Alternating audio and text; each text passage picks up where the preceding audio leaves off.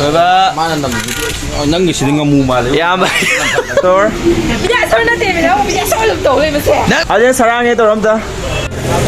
Thao hale ko chungna sek thao phangaro na taunari mayam je thao phangaro jo kamai tawno. Ro chungna sing mayam pumna muk puano ko blog amuta amuka halaga taram no churi so ngasi gi Aji pung ama tare pung ama khra hele aije college thabai ngang khra chatlure hayeng ju sat khini sumai toraga college thabak khra laire du luara matungda aije dum thabak makha makha chala kani so ngarang ai video mayama part mayama ma hai gre du ngarang related oi bane ngar haisa kiba to see videography gi through the pasha thoke to hai tara ga di aham da nasa se confident ama build to changi right confidence ka mana build to kani aham da nang paisa di ba phone do adu dum pai daga nang video number horo video je record to raga nang launch ma wa lon ba horo adu kana nang confident nasa ma tom da lak pa hogani how di body sungla la oi tawi kha khan man di ya ko pasha la khan ge hadi you see yeng wai ke ma ha gi ba Akoi Manipur je am pe am kana chaw lam natte ado akoi ma sing ta pasha ong le di kana dreba video sida pone namaga YouTube te pasha la ba Facebook te pasha la ta raga di akoi je ma pa ne pasha ne ba lak ta do pasha do natra ado malam moraga ado de akoi ma sen am ka he ne chaw khalak pe hela kani right pasha se ma pa ne chang salak to ni ba akoi Manipur de lai yen lai na ado pasha do he ne chaw ke do hela kani aduna maram oiraga akoi si filter ta ba yam phai ne khali ko so ai jinga si script se iram mane akoi gi advertisement ma to video na habi rekwa voice over ai voice yam phazai ai gi advertisement se moi account dum lai jabane moi account da yadum thagat chage but voice over khada to video na habi rekwa di voice over jinga sa ayuk toram mane nasi ngarang nu midang yam theng to pung amagra hele ai gi ngarang gi vlog edit tor ga loi bada dum ngarang theng dum tum re ba duna maram oiraga ngarang se tena tumenga si dum theng dum hogal le pung tere makha khra hele hol pakanda du ga ise ngasai si voice over record tor me record tor pung tara tam college loi college pa hale e halaga ujik se si je lotion gini loi dri ba ko si lotion laga ai thaba makha amuk charani adai na haning modi camera phaba lai gera lai doira phone phaba lai gera lai daga kem ta de ha ma nang nasai confident build hana tawo confidence build tor ba matungda ai nang confident ore pa de dum video tap na ai ha ma sema ai Instagram chang han video ding ti seng da bani kwa yam ti na camera phone yam ari ba maga laurame adai tapna torame yam na khangbi ba pesa lak pi ba tapna equipment hakalak na phone sendorak na loi lai ni ko adu mayam du mai to khai tar ga ha ma da confident hana build up to na ba camera nang pai sari ba phone na hoji si yeng ba phone pai ra ga thanga la ga wa lon ma hana hauro wa lo la ga adai content du masam content se kem ta ga ta de ko mayam content se pham ma su content hen ba yai chat pasu content hen be ai hit pasu content hen be ai khoina haiba ma change ba kamana to content so hen gane ha ba very easy ni ko tapna dum ura ni tapna dum takla ni ko to pare anyways aina khangja ba khara ne kesu khangba haiba natte but aina khangja ba khara hajara ke and then khoi video ko thane pisa thok pa ngam ba su oi min na si do punna grow to min na si do pare ngasi thabai ngang chale si han lo shalai si lo raga punna chatla si ko adu ga ngasi su dum nuai ba mi da mo oi gane na khali khoi de ni se lai re hello Denny hagolo handshake to ro high five toro maram mo puni da khoi deni se yare aduga phamo tumo yare tumo maram ya mo puni magi macha lai go mai macha taru poi handa ke adu mayam su macha do pam ta ga dum contact number ade comment habiro adu mai ki tor ke contact number pira ga adu mai macha dum lo be ya ga ni ko yam nu shi bane maram su dum hen ba nu shi ba anyways thabai nga hana chat tre ma chi ana lo shala ga du puna thabuk chat na ba tor se and then let's see yeng nga si ne kamai to bono nga si su store am gi ads shoot to ba la ye and adu mathang de Danish tumilayo makon thoi store am gi shoot to la ye adu mathang de si gi voice over lo shala ga mo di live am because das video khat na mo ra voice over already lo live ne ba voice over hana to thoi intana voice over ma du na video do ina chana hapchala very easy yam live ne si su kwa si to be ai nang na dukan pham moi ga nang any thaba ama to voice no ba just hana nangi video shoot toraga video jada samjan naraga thara sa samjan nai dana adu matungda voice over to voice over radio nangi video du matung ina nangna smai wari libi type to adu se am sana chapani ko YouTube Instagram da kwadagi pam se adu ne YouTube Instagram gi algorithms ina kwadi pam se adu oye ba ko ai su ai am chat khrijadu kuma storytelling na am oye bane me am adum yenga khangani ko YouTube amsung Instagram da kwadagi pam ba se hausi aina hagi bane ba me am ko aduna but anyway so se khoi chat na ba to rase adu ga si halation gi to puna chat min na se adu ga weather budi nungai ba weather nungai ta raga sune khoi lambi ya nungai ta bani na ai si weather ji pam de no sa pha sa ba do pam sa la su sa khoi lambi do phara di loire nung thana ba atu ba hona ge adu phara anyway se lo sela se adu deni se amuka hapchan gre manung de changam de mar mo to ko masi pare aja se ana lo sela se chuna ꯏꯆꯥꯁꯦ ꯌꯨꯝꯗꯒꯤ ꯊꯣꯛꯀꯦ ꯇꯧꯕꯅꯦꯕ ꯑꯗꯣ ꯏꯀ꯭ꯋꯤꯞꯃꯦꯟꯁꯦ ꯍꯧꯖꯤꯛ ꯄꯥꯏꯒꯦ ꯇꯧꯕ ꯃꯇꯝꯗ ꯏꯀ꯭ꯋꯤꯞꯃꯦꯟꯁꯦ ꯂꯩꯔꯝꯗꯕꯅꯦꯕ ꯍꯥꯏꯗꯤ ꯑꯩ ꯉꯔꯥꯡꯁꯦ ꯊꯕꯛ ꯅꯨꯃꯤꯗꯥꯡ ꯆꯠꯂꯨꯔꯒ ꯍꯜꯂꯛꯑꯦ ꯑꯗꯨꯒ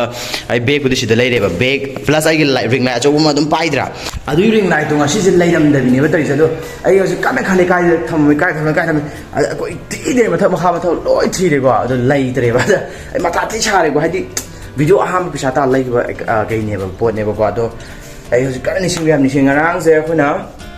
ꯗꯨꯀꯥꯟ ꯑꯃꯗꯒꯤ ꯊꯣꯛꯂꯛꯑꯦꯕ ꯗꯨꯀꯥꯟ ꯀꯩꯅꯤ ꯎꯕꯥꯜꯗꯒꯤ ꯊꯣꯛꯂꯛꯑꯒ ꯊꯥꯎ ꯍꯥꯟꯕꯩ ꯃꯇꯥꯡ ꯉꯔꯥꯡ ꯚꯤꯗꯤꯑꯣꯗꯣ ꯑꯗꯨꯒꯤ ꯃꯇꯥꯡꯗꯨꯗꯩꯅꯦꯕ ꯑꯩꯅ ꯄꯥꯏꯗꯕꯤꯗ ꯑꯩꯅ ꯒꯥꯔꯤ ꯇꯣꯈꯠꯂꯛꯄꯗ ꯑꯩ ꯚꯤꯗꯤꯑꯣꯗꯣ ꯌꯦꯡꯉꯦꯕꯀꯣ ꯑꯗꯨ ꯌꯥꯎꯔꯝꯗ꯭ꯔꯦꯕ ꯑꯗꯣ ꯑꯩ ꯐꯣꯟ ꯇꯧꯔꯒ ꯏꯃꯥꯟꯅꯕꯗ ꯍꯥꯏꯈ꯭ꯔꯦ ꯑꯗꯨ ꯐꯪꯕ꯭ꯔꯥ ꯌꯦꯡꯉꯁꯦ ꯑꯗꯨ ꯐꯪꯉꯦ ꯍꯥꯏꯔ ꯂꯧꯔꯁꯦ ꯑꯁ ꯃꯊꯥ ꯊꯤ ꯁꯥꯔꯦ ꯅꯨꯡꯉꯥꯏꯇ꯭ꯔꯦ ꯁꯦꯡꯅ ꯑꯁ ꯂꯥꯏꯛ ꯀꯩꯅꯣ ꯑꯩꯁꯤ ꯂꯩꯔꯝꯗ꯭ꯔꯤꯁꯤꯅꯦ ꯑꯩꯈꯣꯏ ꯊꯤꯔꯤꯁꯤ ꯀꯗꯥꯏ ꯆꯠꯈ꯭ꯔꯕꯅꯣ ꯁꯤꯅꯦꯕ ꯑꯁ ꯕꯦꯔꯥ ꯀꯥꯔꯦꯀꯣ ꯑꯗ ꯐꯣꯟ ꯇꯧꯔꯒ ꯑꯩ ꯍꯪꯒꯦ ꯃꯉꯣꯟꯗ ꯐꯪꯕ꯭ꯔꯥ ꯐꯪꯗꯕ꯭ꯔꯥ ꯏꯆꯤꯜꯅꯥꯎꯁꯤꯡ ꯑꯩꯒꯤ ꯔꯤꯡ ꯂꯥꯏꯠꯇꯣ ꯍꯧꯖꯤꯛ ꯏꯃꯥꯟꯅꯕꯅ ꯐꯪꯉꯦꯅ ꯀꯣꯜ ꯇꯧꯔꯛꯑꯦꯀꯣ ꯑꯩ ꯑꯁ ꯉꯥꯏꯍꯥꯛꯇꯪ ꯉꯥꯎꯔꯨꯔꯦ ꯍꯥꯏꯕ ꯀꯥꯏ ꯆꯠꯈ꯭ꯔ ꯀꯥꯏ ꯀꯣꯏꯊꯤ ꯊꯤꯔꯒ ꯑꯁ ꯕꯦꯔꯥ ꯀꯥꯏ ꯑꯗꯣ ꯍꯧꯖꯤꯛ ꯐꯪꯉꯦꯅ ꯍꯥꯏꯔꯛꯑꯝꯅꯁꯨ ꯑꯃꯨꯛ ꯂꯧꯕ ꯆꯠꯂꯁꯦ ꯀꯣ ꯏꯁꯤꯡꯗꯣ ꯆꯣꯠꯂꯦ ꯑꯗꯨꯒ ꯑꯁ ꯋꯥꯏ ꯁꯪꯉꯦ ꯏꯃꯥꯟꯅꯕꯗꯣ ꯈꯔ ꯇ꯭ꯔꯤꯠ ꯇꯧꯕꯤꯕ ꯇꯥꯔꯦ ꯃꯥ ꯑꯁ ꯉꯔꯥꯡꯗꯣ ꯑꯩ ꯄꯨꯔ ꯍꯜꯂꯛꯄꯅꯦꯕ ꯑꯗꯨꯒ ꯊꯥꯎ ꯍꯥꯞꯄꯩ ꯃꯇꯥꯡꯗ ꯀꯥꯎꯊꯣꯛꯑꯝꯃꯤꯅꯦꯃꯤ ꯕꯦꯔꯥ ꯀꯥꯔꯦ ꯑꯁ ꯑꯗꯣ ꯐꯪꯉꯕꯅꯤꯅ ꯋꯥꯈꯜ ꯋꯥꯏ ꯆꯪꯉꯦ ꯃꯈꯥꯃꯨꯛ ꯆꯠꯂꯨꯔꯁꯦ ꯍꯥꯟꯅ ꯑꯗꯨ ꯂꯧꯔꯁꯦ ꯑꯗꯣ ꯏꯃꯥꯟꯅꯕ ꯁꯇ꯭ꯔꯤꯞ ꯃꯆꯥ ꯄꯤꯕꯤꯔꯝꯃꯁꯦ ꯃꯥꯅ ꯑꯗꯨ ꯐꯪꯕꯤꯔꯛꯄꯒꯤ ꯑꯗꯨꯒ ꯊꯕꯛ ꯃꯌꯥꯝꯁꯨ ꯑꯃꯨꯛ ꯄꯨꯟꯅ ꯆꯠꯂꯒ ꯌꯦꯡꯃꯤꯟꯅꯔꯁꯦ ꯑꯗꯨꯗꯤ let's GO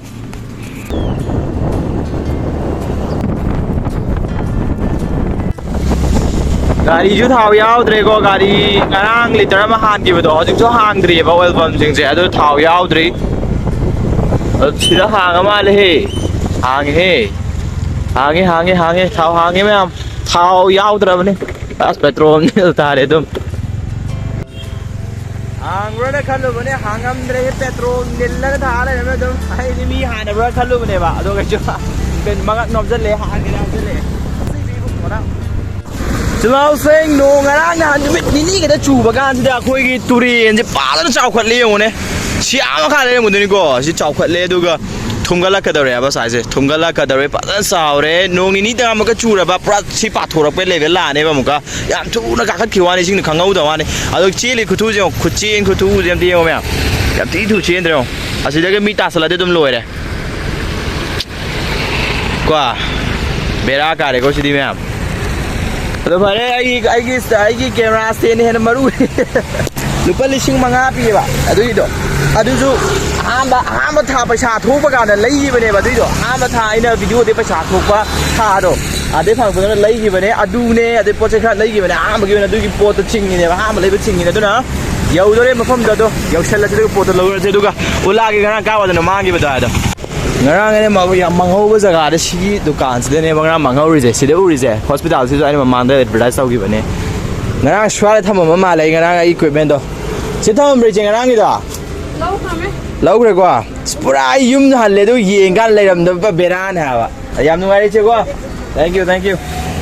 ado imana bi marak chala si imana ba lau gre ko imana ba dei lau chala se do imana ba da freedom dang piram ma se ado ga chala se sidi ke be si join advertise tau ne asi join advertise tau gri ne Baloi ai advertise matang to kala do ne je sat okay chalo se yau re go sida ngara kane ba live tharam do sida gi chat pa ne ba mang hoi do ai gi taw na laushan bi de mo ga nak na ba ne ba ado changa ja kadai ai gi ring light my brother pivi ro adu mang ne na matha ti sai ko ti thi ya maning ma chele picture lo ge do ge kai charge ge ro charge la nan du kan hang ro la charge lo ai si je ngara dukan anda kau tho mi ni ngam ba asli kau tho mai ko kan ha de ga adu ne ha ba ai ma ba ko da ni ka ja ai no atak piro ade je video yang break ye yang tri na ko ko se na se in ta okay ne date facebook ta kari no the ha focus winner kan ai ye thank you ye mai ngai ki bro ai ye ne ba ye je wa gai de ge ai sago mandagi lau dra wo phone mai phone jam tang phone na dro ke gi ta na bi je na ba bare je ha ye ha je adu de nang ke chaning mono hairo hare hala kan cha ra je ro chak cha ra mani na sak ti lam me ba ai su lam me do ai sim to chalu hi ge yo si pung theng ra ni ani cha ka do ne ba sab sa na kan ye adu picture ne game color no my brother ai adu picture do ne ya wi tau se ko cha se du phai wa hai to se ai si ma ngara ma tha ti cha ni do ra ke anyways phang am le mo hala re mo share la se chu lo se Let's have some walk.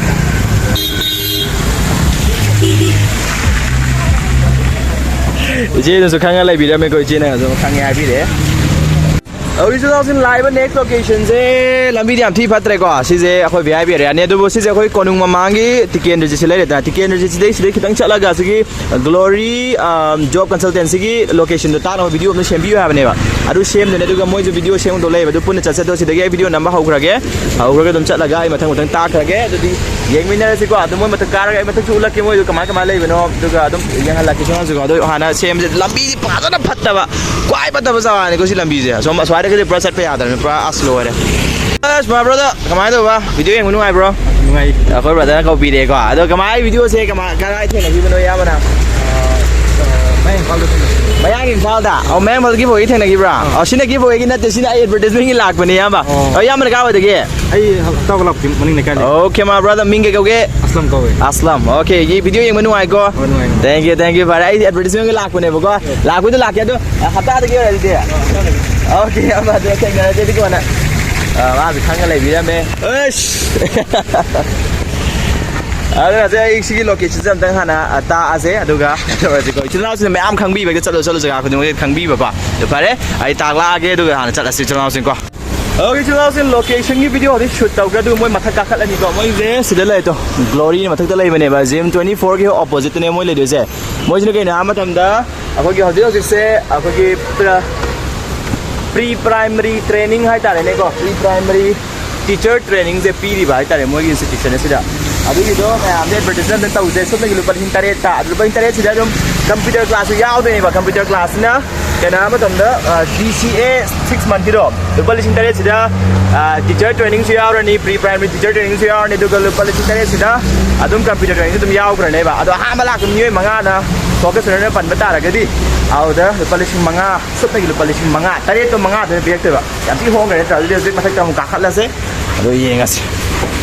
Ozai matak tu kakak ni, kau cerita kakak laga ye ngurus kau jalan saya. Matak ya orang, matak tu Glory Job Consultancy, ana lagi dek kau manung dah. Sang se yang. Asal ni kayak tu le ni owner tu le owner tu le kalau kita orang kan dah semua kelas sini berkau. Ada pre-primary teacher.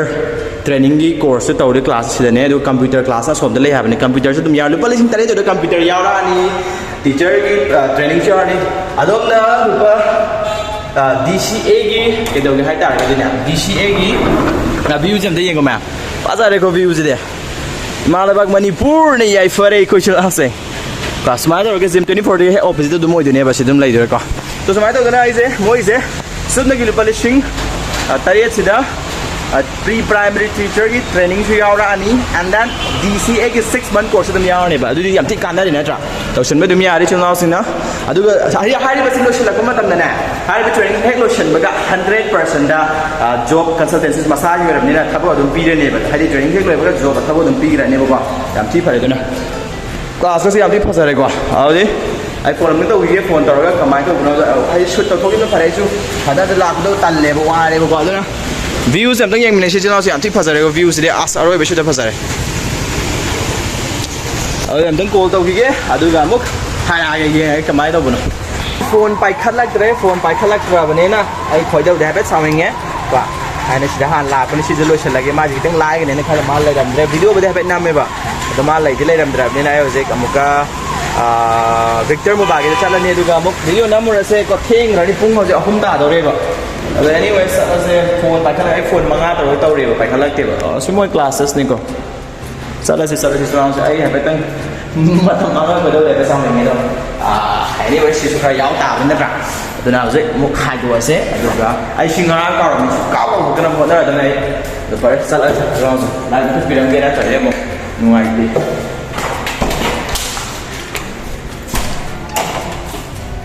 चला से हां अदुने हौरेन ने हौरेन मोय nga shila oina haiyeba adu ani mala haibra ba la oina shi la oina sa ga dei pok na de ko ado shi sa la te ba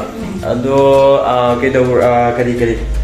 ma za la o ko adum video la am da dum ko to na hairami ne ba phone am da bai khala ke zai manga ram to phone je chặt lề và chặt câu được đó anyways anh mà tầm này phải mang nghe lại đây là mua quả mà là HALLAGA video này xin lỗi là cái này xin mời thằng cái tàu bên này rồi nó từ này sẽ được cái để bác anyways phải em chọn được cái mình đâu vào xong đi Rebecca mà xem tao phải ra điก่อนTwbirisibo consultancy chả sẽ chọn sự Saya kemarin phone barang dapat tu phone tahu kena mana buat video tu muat lagi lah. Macam mana location jadi segi job ka Twbirisibo consultancy jadi segi manung dah betul ulat lagi matang betul ulun hari apa. Ai video betul jadi lau deh. Ada mana office ke part sedang lau lagi tu guys tu. Victor kita muncul lagi nak training ni. So ai di timing tu mulai begini na. Timing tu nang kena baca lagi jadi. Mulai ada apa? Anak siapa nam tu asal tu kan. Sat lah sejalan sengkau.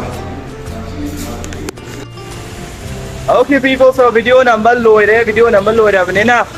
rất là ghê quá, salam direct call đăng tàu này đúng không? Mà là video đó ai out được video đó lâu video đó vậy, video xem mà tôi lôi bây giờ đăng video thả video nó hay đấy, video đấy lâu đấy, cái xem rồi ní, anyway xem rồi, hồi Victor mà bảo cái video nắm cái đôi này advertisement tôi một nhìn sẽ chắc là sẽ có cho tôi này khai bên đây sẽ tôi có siêu vậy đấy, bắt ra đấy cô, adom thun đi chuột tàu đấy, nong adom chuột ba, anyway, salah sẽ tôi nhìn bên này sẽ mặc cái máy tàu bên đó. Location dum tanga hay ram gi ko khudong cham la ho ba re ko ma'am the place dare ta dum primary rhyme teacher training su dum yaw ra ni pre primary ha ba du computer TCA gi adum 6 months su dum yaw ne adu ya pi phare wa khalo di ba adu ha mala ku mi manga da mo ne video se lu place manga da lu pen tare to manga da rak te ba adu di phare hai do se muk sa se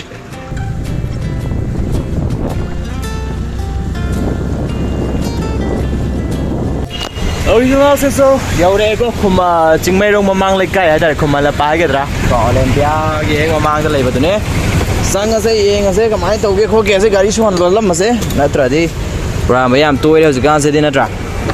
adana ya lo salam se aduga sala se ko cha sang se do ge yeng se ko cha na se okay so inside ni ta chelle ma lai mo se mà cái này rồi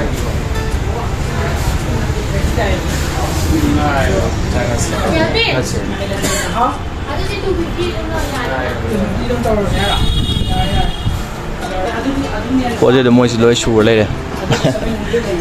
customer em lấy rồi nó em làm ok chúng ta xin Victor mobile cái số cho chúng sẽ advertisement tàu đấy phải là cả đấy owner cho lấy advertisement plus có gì cái máy tàu cái gì đang cái giveaway video này xem trên normal này xem ra sẽ confuse là phải chọn là bài ra đấy và giveaway này sẽ tàu ninh ba tôi confusion sẽ lên ha không ai đâu brother confusion sẽ lên ra tôi này confusion sẽ lên tôi hay anh ta này sẽ owner sẽ lên làm tôi này mà cái beta cả đấy co so Amazon một cái size xuống cái sao owner lên để sẽ cho owner lên để so like frustration phải tôi biết sau này nghe sẽ thế tôi either way mà thằng sẽ là sẽ tôi bắt đầu cái đấu này để mình là sẽ dùng mình là sẽ tôi Mana tahu beda. Kita saja nuang curi, kalau se. Semua saya hari Victor mobile lagi thok le, tu je kangla, kita memang delete piko. So, nasi di wali chúng share đâu kìa. Nasi cái gì u đấy, chúng ta hari kemana tahu raga. Aina video se same na beda makta chat le. Order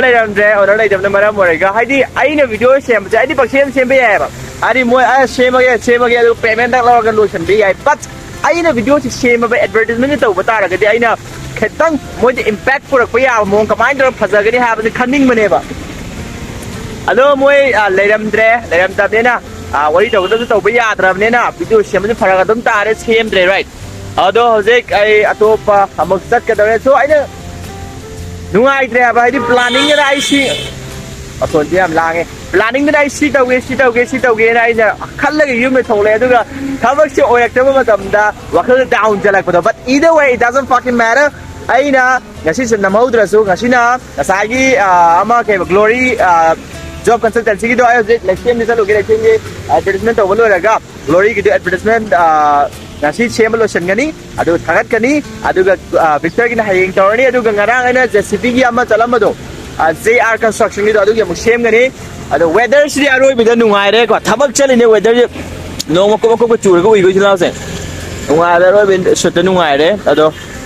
ni chula se ngasi ki ai da hatang mayam da share taw ning ba hai ta re ko adu kitang lumam ba do je mayam da share taw thogra bin na kitang yang ani right adu pare ma thau chan ra se yeng ra se chula se let's enjoy bro adu smart da na video ge ra thabak ge ra smart ꯑꯩꯈꯣꯏꯅ ꯈꯜꯂꯨꯕꯗꯣ ꯑꯗꯨꯝ ꯍꯦꯛꯇ ꯑꯣꯏꯌꯨ ꯌꯥꯗꯕꯅꯦꯕ ꯑꯗꯨꯃꯥꯏꯅ ꯁꯨꯃꯥꯏꯅ ꯑꯗꯨꯝ ꯌꯥꯗꯕ ꯃꯇꯥꯡ ꯀꯌꯥ ꯑꯃ ꯌꯥꯎꯔꯛꯀꯅꯤ ꯔꯥꯏꯠ ꯑꯗꯨꯅ ꯌꯥꯗꯕ ꯃꯇꯥꯡꯁꯤꯁꯨ ꯑꯗꯨꯝ ꯐꯦꯁ ꯇꯧꯕ ꯇꯥꯔꯦ ꯑꯗꯨꯒꯤ ꯃꯇꯨꯡ ꯏꯟꯅ ꯑꯩꯈꯣꯏꯁꯨ ꯒ꯭ꯔꯣꯠ ꯂꯥꯛꯀꯗꯧꯕꯅꯤꯀꯣ ꯆꯠꯂꯁꯦ ꯑꯗꯨꯗꯤ ꯑꯃꯨꯛ ꯉꯁꯤ ꯋꯥꯔꯤ ꯋꯥꯇꯥꯏ ꯈꯤꯇꯪ ꯇꯧꯃꯤꯟꯅꯔꯦꯀꯣ ꯏꯆꯤꯜ ꯏꯅꯥꯎꯁꯤꯡꯅ ꯁꯤꯌꯔ ꯇꯧꯊꯣꯛꯑꯀꯥꯟꯗ ꯑꯩꯉꯣꯟꯗꯁꯨ ꯈꯔ ꯌꯥꯡꯍꯧꯋꯦ ꯍꯥꯏꯇꯥꯔꯦ ꯏꯆꯤꯜ ꯏꯅꯥꯎꯁꯤ ꯑꯗꯨꯅ ꯆꯠꯂꯁꯤ ꯌꯦꯡꯉꯁꯤ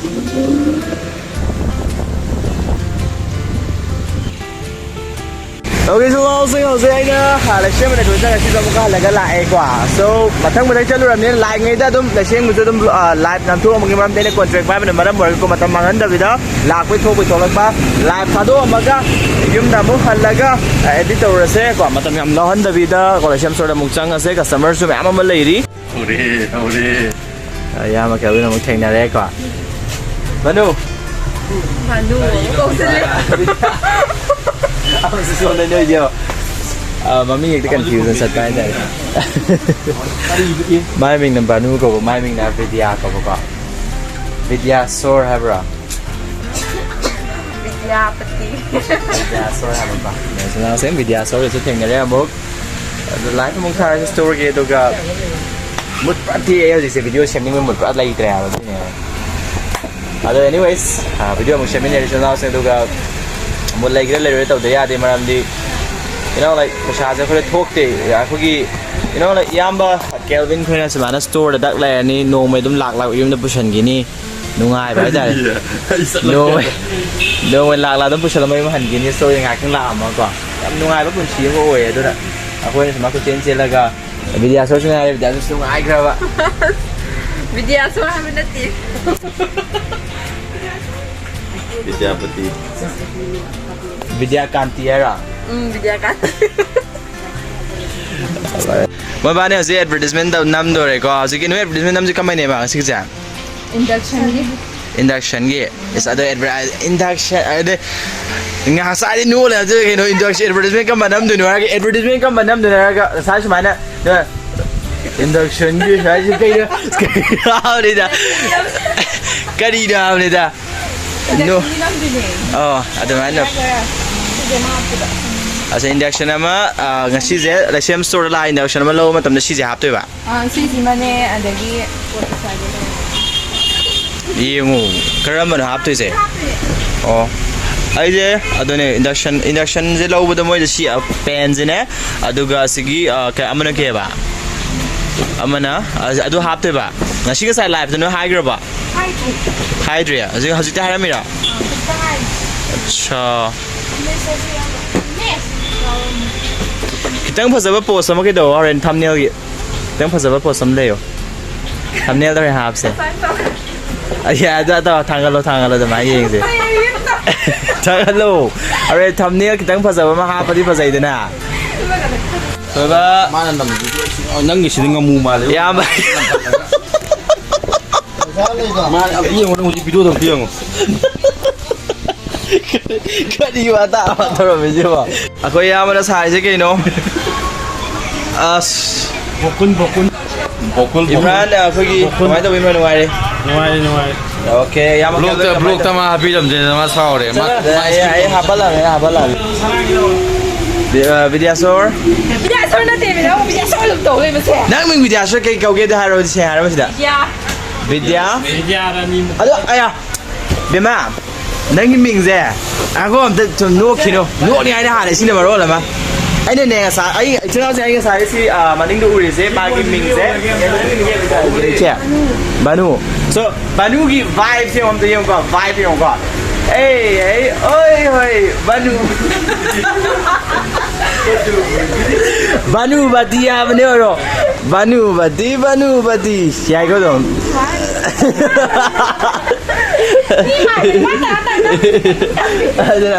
नहीं ना मा विद्या ओए होए विद्यापति है ब्रा आदि विद्या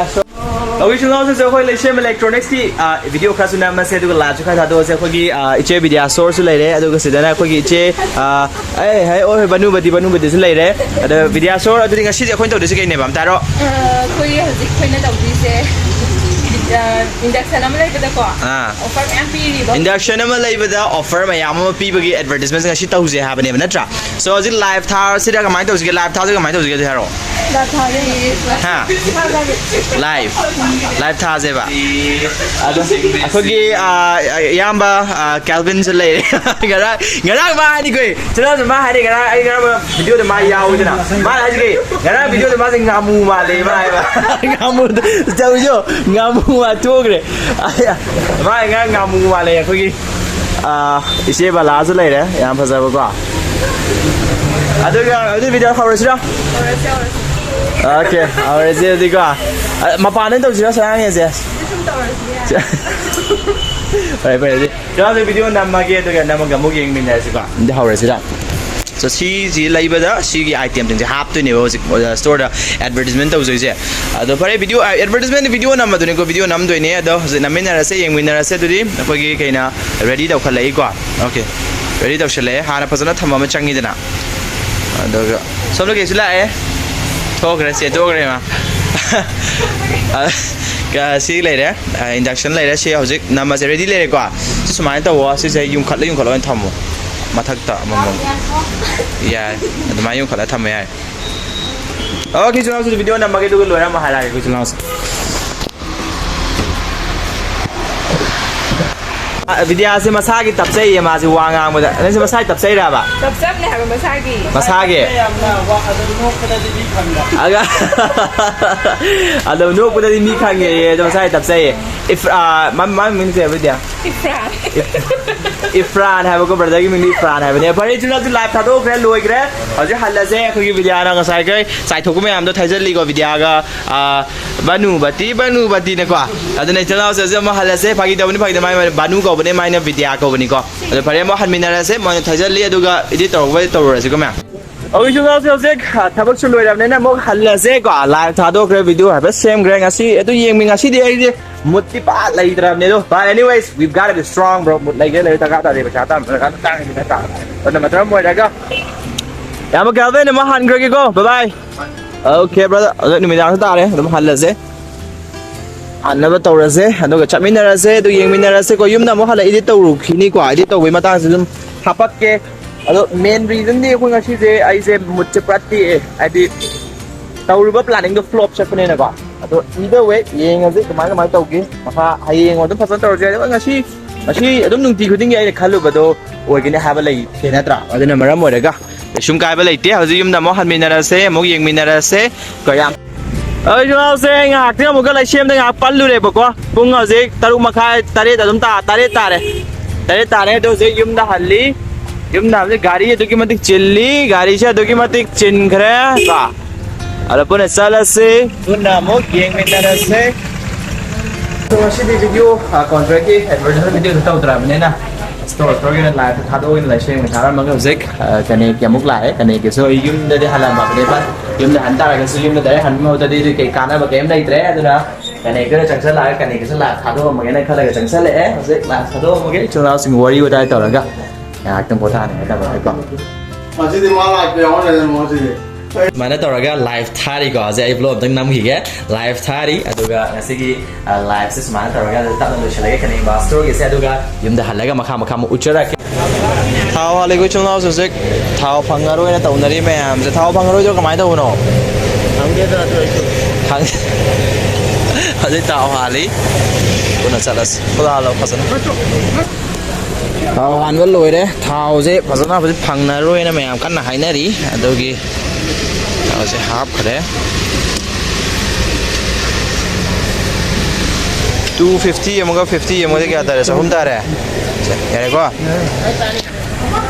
tháo mà sao mua lôi bên này yếm đã bắt được thì sao cái quá tháo phăng cái rồi này lôi hai này có đôi cái tháo thì cắm lại một cái hấp này mẹ rồi sao là sẽ được yếm mình mày cái đó ba xí tháo gì phăng cái rồi này gì mẹ làm gì ôi nó hấp này thì cứ chúng nó xem ai chút tháo gì chỉ full đó hành chả lẽ rồi yếm nằm halla dễ yếm nằm hallaga nó sạch ra rồi chứ quoi let's go people yếm đã lẽ quoi pure hông tụi sao cái chua cái nuông cái chui cái sai sẽ đây khôi cái này sẽ mà mình cái gấu này gì Masang mato fazaba khoi gaine yum thang nabe macha ne ko khoi da ado si je aine hoji thau halak pado thau halak pado kamai taw ha kan sida mayam na haina hori se Senapati line na landslide taw gre ko Senapati line rom na landslide taw gre aduga jiri rom side na ke taw gre ba kino hojik se ban na kino se leiba male ko aduna maram orga thau se phangaroi thau losal hawro aina ai gi video yeng bi ba brother am na haibi re ado ngai ga si thau hale e kwa full da han chale e ai tha khang ai di 1000 aina oil pump jing da hang ma tam ni moi ai si tawre dum hang ni lei ni dum hai ni bane ba ngara ai da hang ma kan da hai ni dum ya ni phang ni do hai pa ni do anyways I'm just waiting do ai hojik mukbang taw gi taw mane phone ma yaw gi dra ba khoi ma ga ai ga mukbang taw gi taw pa ni ba hai ngi video de khoi ma ga ai ga mukbang soi de bi taw ra ni ba do nga si gi sina hojik ai yum halak ba kan khoi ma gi parcel am khak chu la ame sina nga sai script to na ai ti ba do almost lo shal le adum ai almost same lo shal la ne video tang ha pa taw da ngai do sina khoi ma gi parcel lak pa si kai pon ha ma tam na ne ubra si ji sigi pot se khoi gi tin ngumba kai guma dum khang ma am zero ngoni ko tin na pe are bucket kai ko pa na pa dum yare an hai kwa loina ma dum na pe are ni di hai ado si je yam phaba kai amok ne lupa chami ang kai ni si lupa chami kai si makon ji da lupa chami kai oi dum na pe are ni ko loina ma kai ba khot pa dum plastic lam ma na pe are si je lau tho ni da na lau tho ga si arang mai par se khatan tharap ti oi yam ti pa ba di oi da ba tum tharap di oi bane ba ko si je yam phare ado ga si samana tawre do ga nang hayeng saura ga doctor oi ga dra nang maram mok pra nang saura ga yum tai ga dra ado ga phisu ga dra mama gi mateng taw ga dra ado ga nang amadi akhoi gi hayeng doctor oi ra ganda dada da lu na taw ga dra tau ni nang heng pasha me ama pira ka drawing onda pasha me ama saura pi ga draw pasha me ama saura pi ne dum hai bane kwa ado nang asi akhoi da chaksa ba do haw bra hawe hayin akhoi da mukbang to bodi yaw gadra yaw ni kwa yam nung si ba ngang ni kwa ado anyway samana to da tawre do akhoi ma sa thung lam ga akhoi ma na video di yaw re akhoi ma se video dum chat le ba khoi de ni se da chaksa ri kwa khoi de ni chaksa ri ma harau harau da lao sa si lao de ni mana ta de ni chaksa ngan sang ba ya da bane ngak nan kwa khoi ma je chaksa ba loi ba ki ko lek cha me khoi ma ai nga si se ke dau ke taw ram mane ba ko mo bang taw ke taw da taw fitre se ma ta hai ke taw ram se video lo shal lage khoi ma je chaksa ba loi ba ki ko lek cha ko ta taw ri kwa anyways ngasi video sa dum lo shan jara ge aduga ai hoji video edit taw gini aduga hoji live hoji ki vlog so edit taw gini aduga mayam support obiramo ngasi di mod kitang down di lay kai na matam da ngasi mayam ubir na ngasa ngasi ai na khalluba planning to ai thumdre aduna maram marga mutche kitang down di lay but shuga ba laite aina khanjari bado adum oigene have to laite no bado so oide ba ta bani natra video ani ma ke shoot chang ngasi taw di taw ba but lo shalak ta ba tare confirm oi ba ngamak ta ba adugi kwa aduna maram oraga no khase ta nuai te adu nuai ta su nuai ba to nuai le ba khoda tare ke to ge nuai ta bi da thabak ama to ma ta nuai ta ba hek yaw ra ba thabak am to oi ra roi aduna nuai ta su nuai ne ba khona ra thabak to na ba khona ga to na khoi je hana harau han ba nuai ma chang ni ba thabak to na ba ta mak ta ai khoi nuai tra ba ma tha sa sa la ba thabak to su ngam ma roi auna ai soi de be ngam gani ai best level da video nam gani ai top content creator moi na khona gani mayam so khona view adu video de pasha puna ta na khona se pai bi ba phone de video nam how view thank you so much for watching adu ga imal ba manipur se sakhot min na ba puna khona min se adu ga nisang na to hina phasa thu poi ro ko ngasi de gi ngasi ai video se yeng ba dei ko adu ga hachang phana lai view adu ga hai mukbang ko ma ga to gi se uchara ke adu de hose se bye bye am de toro bye bye am tayo bye bye smile to tawa dum ta Thank you so much for watching this now sing mathang video la muk thangna se subscribe to rupsing to shin bira mo aduga imalebak manipur na yai fare ko channel se